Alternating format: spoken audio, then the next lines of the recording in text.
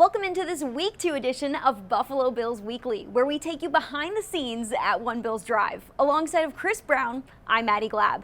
In this week's episode, we'll recap Buffalo's 2-0 start.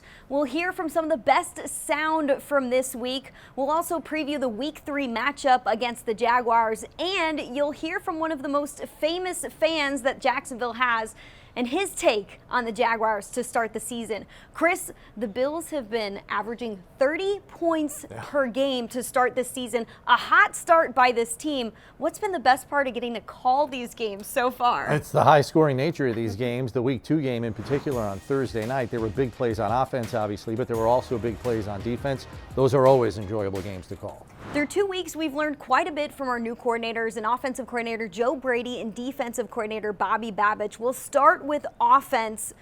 In 2 games, they've had a balanced approach, more balanced than we've seen in the last few years from a quarterback in Josh Allen who loves to throw the ball. 2 games, 59 rushing attempts compared to 42 passing attempts. That means they're running the ball, Chris, 57% of the time. What does this reveal about Buffalo's offense? Yeah, I think it reveals that Joe Brady is going to continue to stick with the running game, much like he did last season. Last year when he took over, they were 52% run team. Now they're 57% with the stat that you mentioned. We'll have to see whether that continues. It's a small sample size, but I think it is an indication that Brady wants to take some playmaking pressure off of Josh Allen, stay on schedule down and distance-wise with a run game that's working so far. And if that keeps them out of 3rd and longs, Josh has to do less heroic things each week. They also have yet to tap into some of the offensive weapons that we have on this team. Tight end Dalton Kincaid, some wide receivers. It's going to be great to see them start to put all of this together. Yeah, and I think Kincaid will get worked into the offense as we go along. Again, just a 2-game sample size here, and I think we saw Kincaid get a little more involved last week against the Dolphins, certainly more than his 1-catch performance against Arizona. The defense has unfortunately had multiple starters go out with injuries in just 2 games. Nickel cornerback Taron Johnson out with a forearm injury, and middle linebacker Terrell Bernard also out with a pectoral injury. So we've seen people step up in their absence. Balin Spector, a 7th rounder, stepping in for Bernard. And for Johnson, it's been the undrafted nickel cornerback, defensive back, do-it-all type of guy, Cam Lewis. And they haven't missed a beat when they've stepped in. In fact, the defense so far is top 10 in takeaways and sacks to start the season. We've seen this time and time again with head coach Sean McDermott and now our new defensive coordinator Bobby Babich. They've been able to get the best out of these guys, no matter if they're starters or non-starters. Why is that the case? Well, I think it's a simple scheme, but it's very nuanced. And so while that allows the players who play in that system to absorb it and execute it relatively quickly, it's still hard for opposing offensive coordinators to figure out, so to speak, on a week-to-week basis. But I think a lot of the backups that are stepping in have been here. Cam Lewis is in his 5th season. Even Jamarcus Ingram has been here for 4 years, albeit just a year on the active roster. And Balin Spector's been here for 3 seasons. We'll have to see. Hopefully, nobody that is brand new to the system has to play a giant role here right away. But those guys being in the system obviously helps as well. One thing also to note, the Bills will have had 11 days of rest ahead of this Monday night game against the Jaguars. So we might be seeing a couple bodies back in terms of guys who had already had to miss due to injuries. All right, coming up next, we're going to preview Buffalo's Week 3 matchup against the Jacksonville Jaguars. A lot more left in this show, so stay tuned. When we return, Maddy Glab interviews comedian Lil Duvall in this week's episode of You Heard. And then later, catch the press conference highlights in Soundbite Roundup. What's up? It's your boy Lil Duvall, and you just heard. Welcome into another episode of You Heard. Maddy Glab here, featuring our latest guest, Lil Duvall. He's a big Jaguars fan, so we had to have him on ahead of this Jaguars game. You guys know what You Heard is about. We're interviewing athletes, influencers, and celebrities about their NFL fandom. So, when did you start rooting for the Jaguars? 1995 when we got the Jaguars. Oh my gosh. Like, I'm 47, so I was there when we had the Jacksonville Bulls. So when we got the Jaguars, it was automatic. Like everybody's a Jaguar fan in Jacksonville. If you ain't, you got to be some type of traitor or something because I can't see otherwise. Like this is all we know. This is in our blood. So you go way back. I mean, your name, Lil Duvall, has relation to Jacksonville, the county that they're in. How did you get this nickname? Well, the name is pretty much who I am. Like I've been a comedian for 25 years now, and when I first started, people used to always in Florida. We go by counties, not by the cities. So in Florida, whenever I went somewhere, they'd be like, "That's all Lil Duval. That's the dude from Duval." And so I always wanted to rep my city wherever I went. And whenever I forget to say my city, I'd be like, "Damn, I'm mad." So I was like, "Well, let me just put it in my name. That way, if I forget it, it still represent my city, and it gives inspiration for people that come up after me because we don't have too many people that's of celebrities or entertainers that was able to make it out there. So I figured if I put in my name, it inspire everybody else, and it has. Hey, it puts Jacksonville on the map too because you are big time and you've gotten to do so many different things throughout your career. We're going to get into that in a little bit, but I want to stick with the Jaguars here. Tough start to the season. They're putting up good numbers, but they just can't get one in the win column. What are your thoughts on the start to their season? We had a hard season in the beginning. Like we got Miami, Cleveland. I wasn't expecting that L, and then we got y'all. So I mean, it started off. I feel like if we get past this, we pretty much good.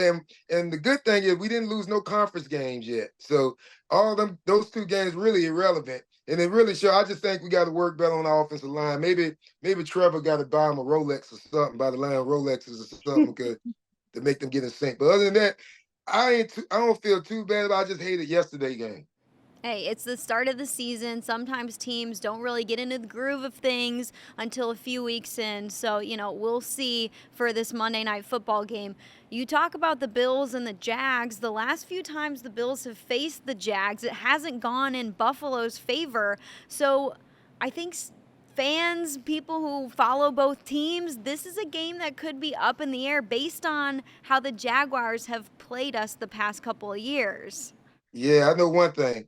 One thing I will say about the Bills, I do not play about them. I don't. Y'all the only team I don't talk to because y'all show up in every city. It was last time y'all came to Jacksonville, it was more blue jerseys than it was ours. Like y'all bought all the tickets. It's just so I don't talk to y'all because y'all come too deep. So I'm gonna say, do y'all thing, Bills, but y'all ain't gonna beat us. That's as much talking shit I'm gonna talk about y'all. They played in Miami on Thursday night last week, and somebody went up to our head coach, Sean McDermott, and said, "Hey, is this a home game?" Because at times it was that loud in Miami, who has a good fan base too. Our fans just took over Miami. It's not even getting cold yet in Buffalo, and our fans are like, "We need a little vacation already." I think our fans are just like y'all, except we can't win as much as y'all. Like if we had one season like Jim Kelly, like if we had one season like y'all had, like to go to the Super Bowl, we'll be good for life. I just want one before I die. That's all I want. I think that'll bring so much to the city because that's really what I'm all about in my town. I'm about my city, and that's what Jacksonville bring. It's only two things bring people together in Jacksonville: the Jaguars and Lil Duvall. I love So that. if we can get more wins like how y'all doing, we'll be more supportive like how y'all are with y'all team. We'll be right back on You Heard. Stay tuned. Since you've been following this team and you've been a fan for so long, do you have any good Jaguar stories? Whether it's you going to games, whether it's you interacting with players. I mean, this is going on for almost 20 years now. I think the dopest thing is that they use me as the intro when they do like every game we do the Duval and they have an intro. I think that's the dope thing that they use me as the voice for the intro for the beginning of the game. So that's the dope thing, and they show me love. They play my song, Smile, Living My Best Life every game. So they show love. They show love to their home, and a lot of teams don't do that for their home team. So they show love to the people that's from their city. That's awesome. So Smile, Living My Best Life is a song that debuted at number 83 on the Billboard Hot 100. It also reached number 1 on the U.S. R&B and hip hop airplay chart. You got to do that with Snoop Dogg. What was the best part of having him involved in one of your songs? I was actually, the best thing about him is he's a real friend. You know, he's a real genuine person. So by the time we did that song, we was already super, super cool. So it was almost organic. And that's what the song brings out, is just, it wasn't staged. It wasn't something we thought of. It was just living my best life is really who I am. You know what I'm saying? So it's really just an interpretation of me and him all in one, and our personalities and our friendship. And it goes out into the world, and evidently it did what it's supposed to do. What does living your best life look like for you? You looking at it, happy, smiling, and not a care in the world. I Because love ain't no that. happy ending to this life, so just be happy to the end and smile. That's some great advice. I really like that. All right, well, I want to play one of the questions that we got from one of our players. His name is Jamarcus Ingram. He's a cornerback, undrafted kid who in last week's game had 2 interceptions, one that he returned for a touchdown. He is a big fan of you, so let me pull up this question. What's good, Lil Duvall? It's Jamarcus Ingram with the Buffalo Bills. My personal question for you, I want to ask, what's the best place you done flew your plane to on Rich Broke Airlines? Oh yeah, he know me for real. The best place I flew the farthest place I flew was Mexico, and the best place is the Bahamas. If you follow me, he know that's my favorite place in the world. It's the clearest water on earth. The only place you can spot the Bahamas from outer space. That's how clear the water is. So I fly my plane there most of all the time down there. But my funnest plane is the seaplane. I got a seaplane where I can land in water. You can land in water. It's just dope. It's fun. It's like a plane. I compare it to like a jet ski. Like you can't drive it like fly it like a regular plane, like to travel for business, but for fun, it's the best plane on earth. To finish us off, do you want to give us a Jaguars take? I ask for hot Jaguars take, but are you ready to give a hot take when they've started not the best? All right, let me see. See if I can say so. All right, this is my hot take on the Jaguars. We're just getting on our feet right now. You know, we in our building stage. We just getting in sync. But you know we're going to come in sync this week against the Bills. So y'all better be ready. Okay. All right. We'll see how Bills fans feel about that take. I'm just kidding. We're going to upset y'all. We're going to upset y'all. You're calling it? I'm calling it. I'm calling the opposite. I'm calling the opposite of that. We'll see. Okay. Well, call me after we win. Monday Night Football? Are you going to come? We going to shock the world Monday. We're going to shock the world Monday. We're going to shock the world. You know what? I might be able to come if I ain't got to work. I think you should. Have you ever been to a Bills game? Yes. I've been. In Buffalo. In Buffalo. I had performed at the Helium's Comedy Club up there. The last time I came to a game was about, when was that? That was like 5 years ago, actually. It was cold as hell, though. It was me and my man Jay Ski, them. We all came to the game. Well, it's not going to be that cold on Monday night, so maybe you should make an appearance. I don't know, man. I think about it. I think about it. I almost put my foot in my mouth because I almost said it, but I don't know. Give me some time to think about it. Well, we appreciate the time. Thanks for coming to hang out with us, and thanks for telling us a little bit more about your Jags and your life as a comedian, musician, and actor. It's so fun to hear from people like you who have done so many different things. Thank you. I appreciate y'all. Go Jags. When we return, catch the highlights from this week's press conferences in Soundbite Roundup.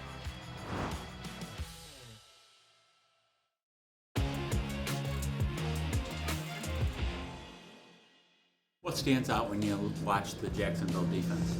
Extremely well coached. They play extremely hard. Through 2 games, they haven't allowed a whole lot of points there. Yeah, I think statistically the best defense in the league right now.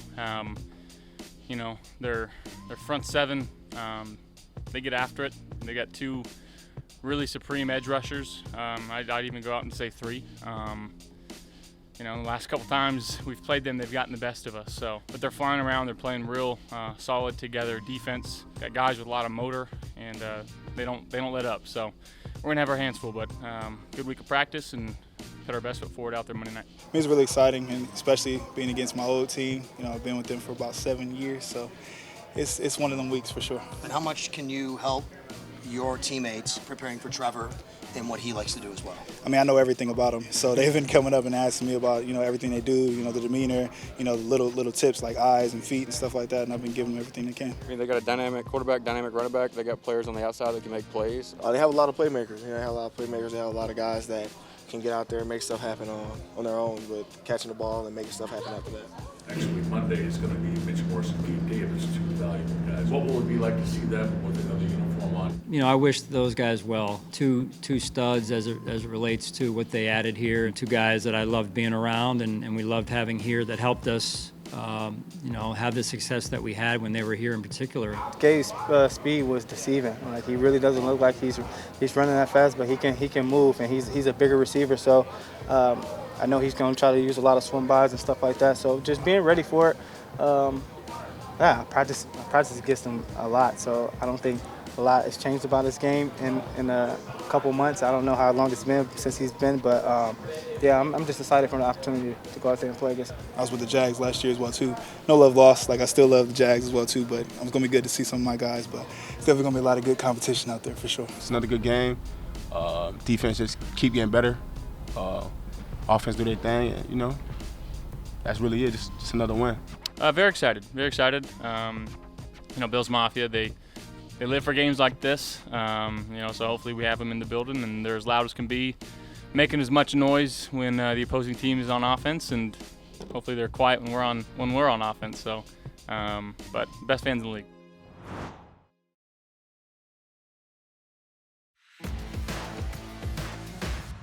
Welcome back to Buffalo Bills Weekly. Week 3 is on deck for Buffalo, a Monday night game against the Jacksonville Jaguars. The Jaguars are 0-2 to start the season, and after their last loss to the Browns, quarterback Trevor Lawrence spoke to media and said, "We suck right now." Those are some harsh words, Chris, to start the season. Harsh, but unfortunately for the Jaguars, accurate. The offense is having trouble sustaining drives. 5 of 19 on 3rd down through the first 2 games. A 26% conversion rate is simply not going to get it done, and that's putting undue pressure on their defense to get additional stops to try to keep them in the ball game.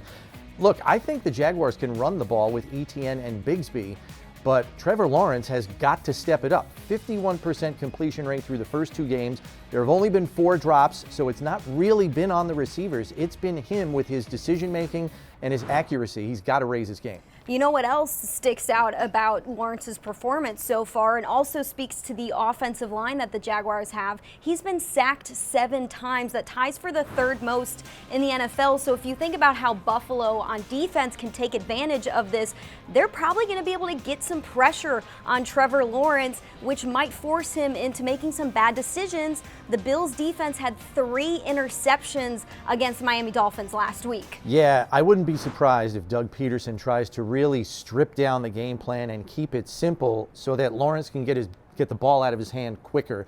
Some of those sacks have been on him. He's held the ball too long, indecisive. I think Peterson's going to try to equip him with a game plan that gets the ball out quickly. It'll also be the first time we see wide receiver Gabe Davis and center Mitch Morse play in Buffalo since getting picked up by the Jaguars this offseason. Davis played in 4 seasons for the Bills and Morse played in 5 seasons. They both had big roles on this team. Morse was a center who came in and really started Josh Allen's career in terms of having a relationship between a center and a quarterback, and we know what Davis has done for this team in the playoffs. Yeah, and you would hope they would get a warm welcome, even though they're wearing the wrong jersey. They were instrumental in the playoff runs that this team has made each of the last 5 seasons. I think Gabe's going to come in a motivated player after the team chose not to invest in him long term, and we know he's always capable of a big play, even if they are few and far between. And I wonder if Morse might still be here if the team wasn't as cap-strapped as they were going into this past offseason. They had to make some difficult decisions. Let's hope they get a warm welcome from Bills Mafia on Monday night. Let's flip it over to the Jaguars defense. They have a tough defensive line. That's what they're known for. 3 of those defensive linemen who are starters were drafted in the first round. 2 of those 3 were drafted in the top 10, and they produce. Yeah, they do. And I would argue the defensive front is the strength of this defense. Always seems to give the Bills problems offensively. And last year, week 5 was a perfect example of that. They averaged 2.1 yards per carry in the run game. Now, granted, that was with Ken Dorsey as offensive coordinator. I do believe the Bills are a better run team now. But Trayvon Walker is a guy you have to game plan for, and so is Josh Hines-Allen. And then they roll Eric Armstead off the bench, their free agent ad. So that's a trio of players that the offensive line is really going to have to be mindful of, because they are potential game wreckers. You can catch the game this Monday, September 23rd on ESPN, ESPN Deportes, and WIVB. Chris will be on the call, so to hear him and Bills legend Eric Wood, you can listen to WGR 550. Thanks for tuning into this episode of Buffalo Bills Weekly. We will be back next week to preview a big matchup against the Baltimore Ravens. For Chris Brown, I'm Maddy Glab. We'll see you next time.